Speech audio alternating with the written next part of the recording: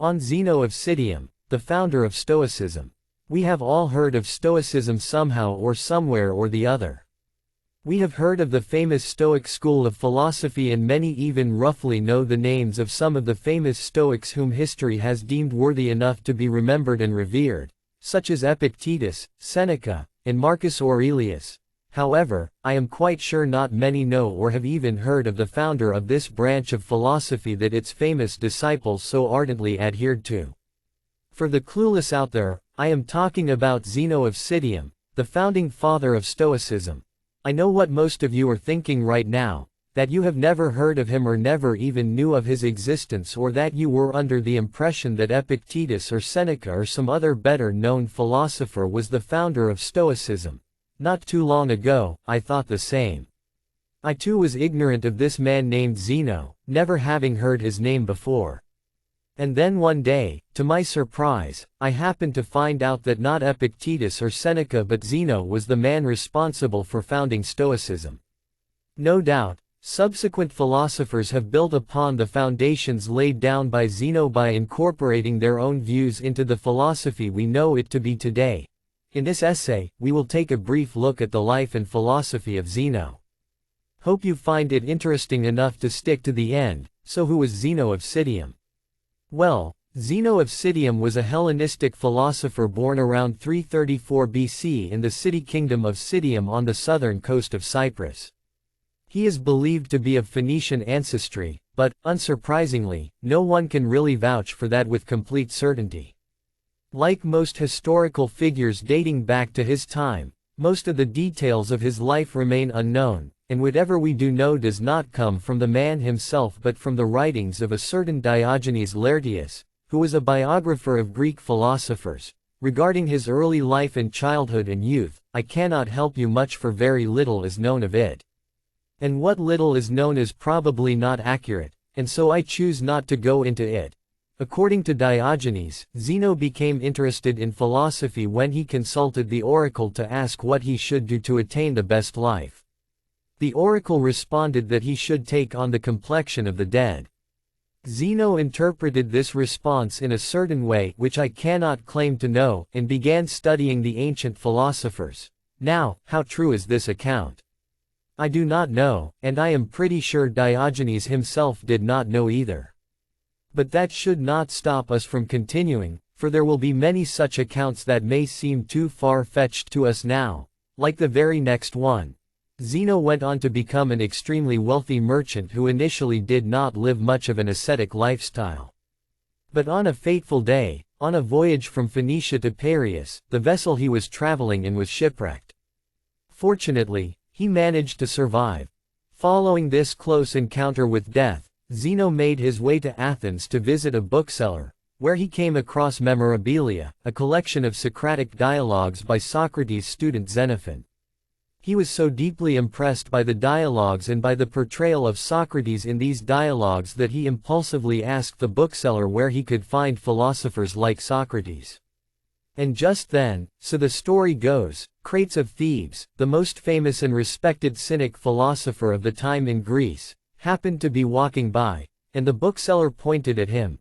Crates of Thebes was said to be the heir of a large fortune, but he gave away all his money to live a life of poverty on the streets of Athens in accordance with the principles of Cynicism, for which he was greatly revered and admired by the people of Athens. Soon enough, Crates became Zeno's teacher and mentor and taught him to live a spare and ascetic life as per Cynic principles. Under Crates' tutelage, Zeno showed a strong inclination towards Cynic philosophy, but he was still too embarrassed to live the ascetic and poor life of a Cynic. Being a wealthy merchant of means, he shied away from assimilating Cynic shamelessness into his lifestyle.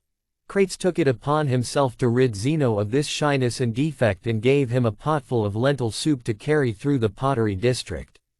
Upon seeing Zeno's hesitation and shame and that he tried to keep the pot out of sight, Crates went to him and broke the pot with his staff, resulting in the soup spilling on Zeno and flowing down his legs. Embarrassed and humiliated, Zeno ran away from the scene. However, it must be noted that Crates was not Zeno's only teacher in philosophy. Zeno studied Platonist philosophy under Greek philosophers Polemo and Xenocrates, and also under the philosophers of the Megarian school, such as Philo, Stilpo, and Diodorus Cronus. In 301 BC, when Zeno was around 33 years old, he began teaching in the colonnade in the Agora of Athens known as the Stoa Poikion. At first, his disciples came to be known as Zenonians, but as the years passed by, they were called Stoics, which was a name previously associated with poets who congregated in the Stoa Poikion. It was during these years of teaching that Zeno developed as a philosopher and gained disciples of his philosophy, which was initially called Zenonism.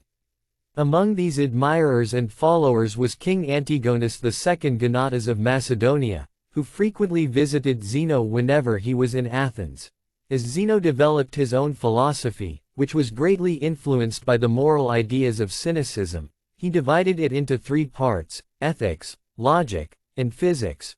With regards to ethics, the end goal according to Zeno was to achieve eudaimonia, meaning the state of good spirit or happiness, through the right way of living according to nature. Zeno's views on ethics were influenced by the Cynics. Similar to them, he regarded happiness as a good flow of life that can only be achieved through the use of the right reasons coinciding with the universal reason, or logos, which governs everything. He believed that true good can only consist in virtue, and that virtue was the consistency of the soul out of which morally good actions arise. And a bad feeling, or pathos, was a disturbance of the mind against reason and against nature. However, not everything in his philosophy was in accordance with Cynicism. He deviated from the Cynics in saying that things that are morally indifferent could nevertheless have value and that things have a relative value in proportion to how they aid the natural instinct of self-preservation. According to Zeno, virtue and vice are complete opposites, and virtue can exist only within the dominion of reason and vice within the total rejection of it. The two cannot exist together and neither can they be decreased or increased, for no one moral action can be more virtuous than another. Zeno believed that only moral action can contribute to and aid in achieving happiness and that any action, impulse, desire, emotion, or mental state not guided by reason is immoral and will inevitably produce immoral actions. Therefore, to gain true happiness, one must necessarily root out and get rid of immoral actions devoid of reason and replace them with moral actions guided by the right reason. With regard to logic, Zeno was mainly influenced by the Megarian school of thought.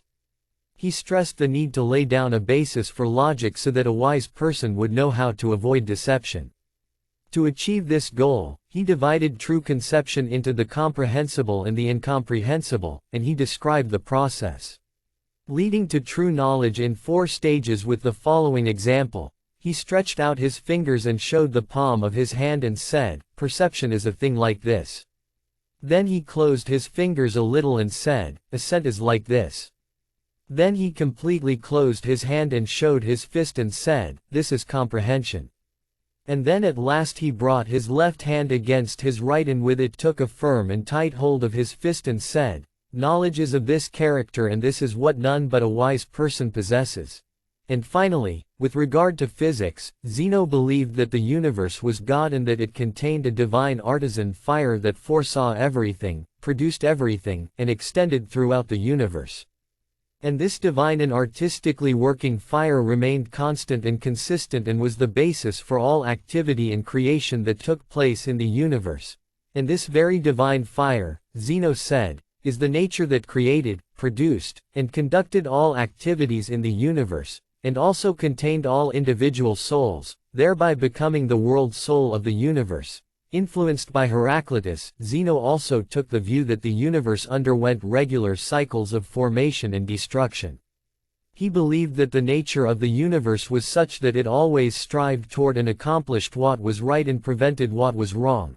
Over the years, as Zeno taught his philosophy, Zenonism came to be known as Stoicism, and Stoicism came to lay emphasis on goodness and peace of mind achieved from living a life of virtue in accordance with nature. It came to be regarded as a philosophy of personal eudaimonic virtue ethics informed by logic and by its views on the natural world. Stoicism expressed that practicing virtue and living an ethical life was sufficient and necessary to achieve true happiness or eudaimonia. As per the Stoics, virtue was the only good for human beings, and external things such as pleasure, health, and wealth were neutral in nature, that is, they were neither good nor bad, but had value as material for virtue to act upon.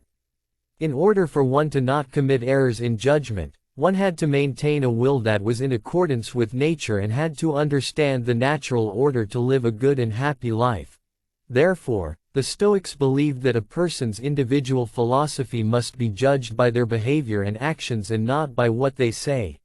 Due to the importance laid on virtue in Stoicism, Stoicism is considered one of the major founding philosophies of virtue ethics, a class of normative ethical theories that treat the concept of moral virtue as central to ethics. During his lifetime, Zeno made a name for himself as a great philosopher and thinker and was revered for his philosophical and pedagogical teachings in Athens and in his native land. For his influence and achievements, he was honored with the Golden Crown and was offered Athenian citizenship, which he refused, thinking he would appear unfaithful to his native land where he was highly respected and revered. Sometime around 262 BC, when he was around 71 or 72, Zeno died in Athens. And although Laertius' account of his death seems too dramatic and unrealistic to be believed, I shall nonetheless lay it down here for your benefit.